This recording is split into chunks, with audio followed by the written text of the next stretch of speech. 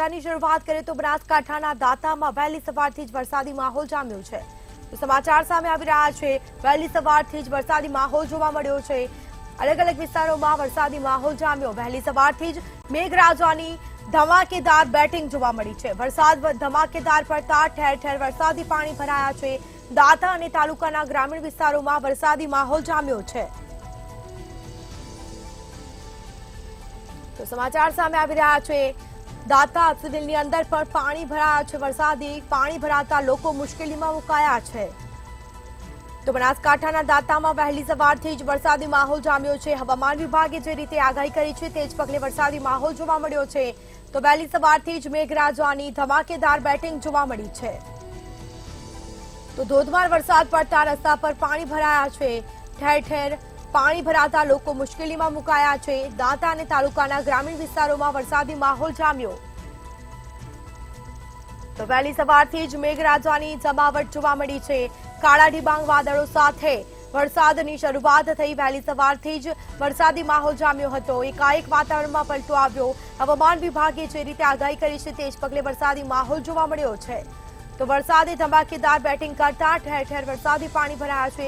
રસ્તા પર પાણી ભરાયા છે। વાતાવરણમાં ઠંડક પ્રસરી છે। તો વાવણી લાયક વરસાદ થતા ખેડૂતો પણ ખુશખુશાલ થયા છે।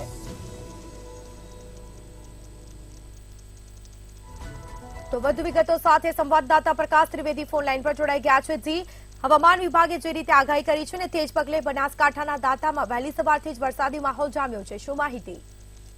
સ્મિતા, ચોક્કસથી જો વાત કરવામાં આવે તો બનાસકાંઠાના દાંતા તાલુકામાં જે વહેલી સવારથી જ ક્યાંક ને ક્યાંક મેઘરાજાની જમાવટ જોવા મળી છે। વરસાદ પડતો જે દાંતા તાલુકો છે, દાંતા તાલુકાના અનેક વિસ્તારોમાં ઠેર ઠેર વરસાદી પાણી ભરાય છે। દાંતા અને દાંતા તાલુકાના ગ્રામીણ વિસ્તારમાં મેઘરાજા મહેર કર્યો એવા દ્રશ્યો સામે આવે છે। જોરદાર વરસાદ પડતો ક્યાંક ને ક્યાંક દાંતાની સિટીની અંદર અને દાંતાની અંદર જે સિવિલ આવેલી છે, સિવિલની અંદર પણ વરસાદી પાણી ભરાય છે, જેના કારણે અંદર જે રહેલા પેશન્ટો પણ બહુ હેરાન થઈ રહ્યા છે। મેઘમહેર થતા દાંતા તાલુકાના ખેડૂતોમાં પણ ખુશીનો માહોલ જોવા મળી રહ્યો છે।